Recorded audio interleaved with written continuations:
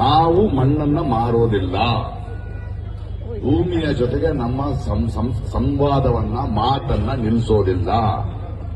ಏನ್ ಮಾಡ್ತೀರಿ ಕಾರ್ಖಾನೆಗಳು ಮಾಡಿ ಕೆಲಸ ಕೊಡ್ತಾ ಇದ್ರು? ಎಷ್ಟು ಬದುಕು ಕೆಟ್ಟಿದೆ ಅಂತ ಗೊತ್ತಿಲ್ವಾ ನಿಮಗೆ?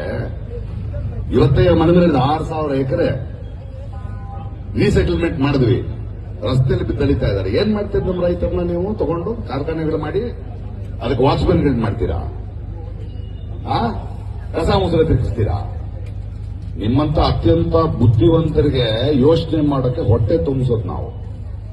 ಮರ್ಯಾದೆ ಕೊಡಿ ದಯವಿಟ್ಟು. ಸಿದ್ದರಾಮಯ್ಯನವರೇ, ಇದು ಇನ್ನೊಂದು ಹೋರಾಟವಾಗೋದು ಅಥವಾ ನಿಮ್ಮನ್ನು ಇಳಿಸುವುದಕ್ಕೆ ಕಾರಣ ಆಗೋದಕ್ಕೆ ಆಗಬೇಡಿ.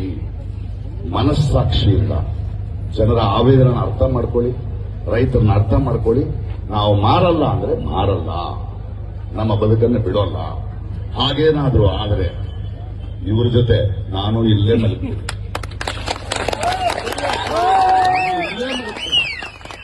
ಕರ್ಕೊಂಡೋಗಿ ಪ್ರಜೆಗೆ ಹಾಕಿ ಬೇಲೆ ತಗೊಳ್ಳೋಣ.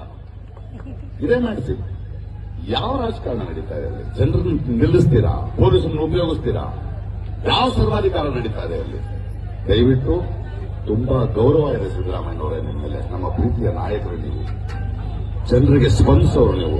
ದಯವಿಟ್ಟು ಸ್ಪಂದಿಸಿ, ಕಿವಿ ಮನಸ್ಸಾಕ್ಷಿ ಮನಸ್ಸಿಟ್ಟುಕೊಂಡು ನಮಗೆ ಸ್ಪಂದಿಸಿ ಉತ್ತರ ಕೊಡಬೇಡಿ.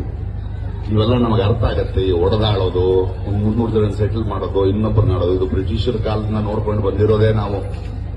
ಇದು ನಡೆಯಲ್ಲ. ನಮಗೆ ನಮ್ಮ ಭೂಮಿ, ನಮ್ಮ ಬದುಕು, ನಮ್ಮ ನೆಮ್ಮದಿ ಬೇಕು. ಹೋರಾಟ.